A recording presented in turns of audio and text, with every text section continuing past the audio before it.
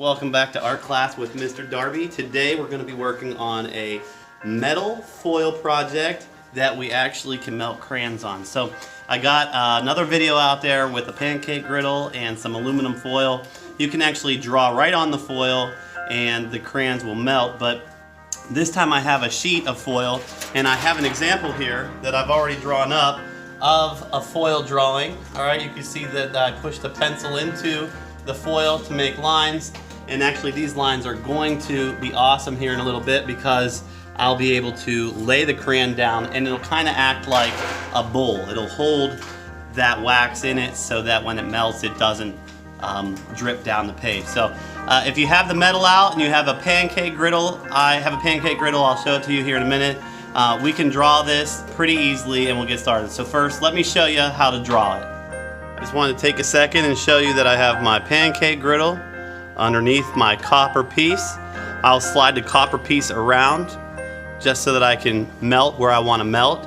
And as the copper piece is not on the pancake griddle, the crayon will cool to room temperature and harden. Every time it gets hot again, it is going to melt the crayon. So you just want to be careful not to get the crayon too thick, because then the crayon will crack as it cools or as the copper bends. If it's on thin enough, it won't crack and it'll stay gorgeous. All right, so I have dunes here that I created, and I don't know how well you can see them because I haven't started coloring yet, but I've already outlined them. Here's my fence for the dunes going up. Here's some grass in the dunes. Here's some weeds. And if I slide this over far enough, you'll be able to see there are some houses up here on top of the dunes, and I also have this wooden fence at the bottom coming across. So it's a picture I took from a trip that I went on, and I'm gonna go ahead and get the pancake griddle all heated up, and that way we can start melting crayons. All right, first things first, we have our tools. You can use a pencil to draw on the copper sheeting. Any kind of sheeting will work, really. I like to use the copper because I think it's really pretty. If you don't melt the crayons in a specific area, then that copper will show, and as it ages it'll patina, or it's kind of like what copper does instead of rust. You know, it's rusting, and then the colors kind of change over time, which is really cool. So I also have a stylus. All right, kind of like the ones you'd use for a phone or a computer or a tablet, but it's a pencil with no lead. So that's basically it. We're going to draw with this, and we're going to trace over it with this. There's a couple techniques you need to know. First of all, if you're going to draw something like a house, you could draw it, sketch it out. And you don't have to worry about it being perfect. What you have to worry about is it's where you want it. The crayon can kind of cover up mistakes that you might make while you're drawing. Once you draw it and you have your things where you want them, you've drafted it out. At this point, basically, you're going to trace that pencil line. And as you make those indents in the copper, it's going to make a trough. And this is really just the first step.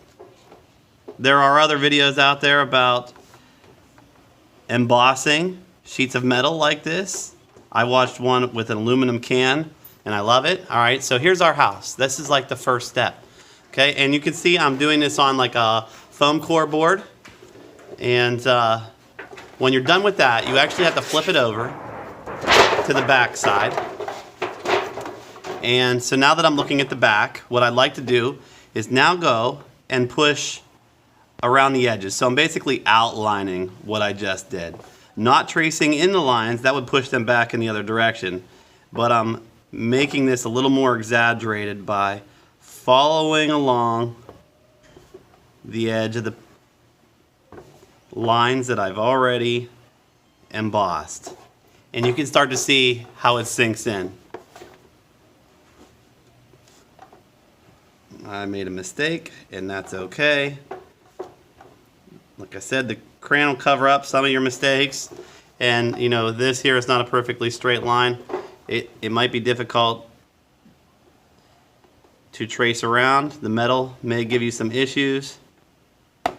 If you're worrying about it being perfect, just go slower than I am. This is a demonstration, all right? But you can kind of see the direction this is headed. Now, any details you want to add, you can definitely add it with this method. All right, windows, bricks, shingles, doors, porches, wood, whatever you want, you add those things now. And they will just show up a little bit better on your project as you melt the crayons. If you melt the crayons thick or thin, it will make a big difference in what you can see. So here's the other side. Now that it's laid out, I hope you can see how it makes a nice trough in here where your crayon can lay. You put the crayons in here. Let's just see what I've already done.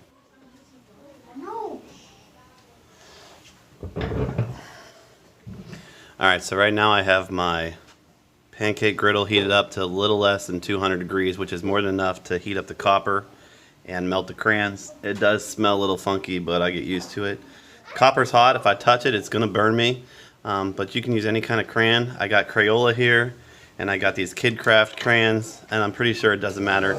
They're all going to burn. So the hotter the crayon gets, the quicker it melts, and then it kind of turns to paint on the metal. Once it cools down to room temperature, it's stuck to the metal. It won't crack unless it's really thick, but it acts like paint. So I just kind of start moving my crayon into the lines where I want it to be, almost like a painting.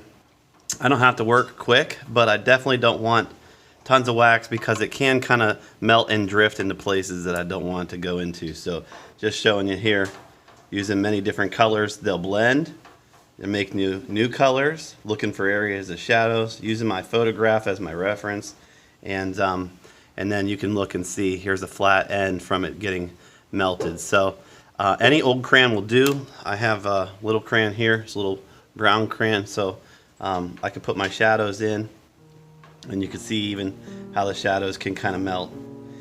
This copper piece is not laying flat on a pancake griddle, and I'm okay with that because it's still hot enough from the areas that it actually touches.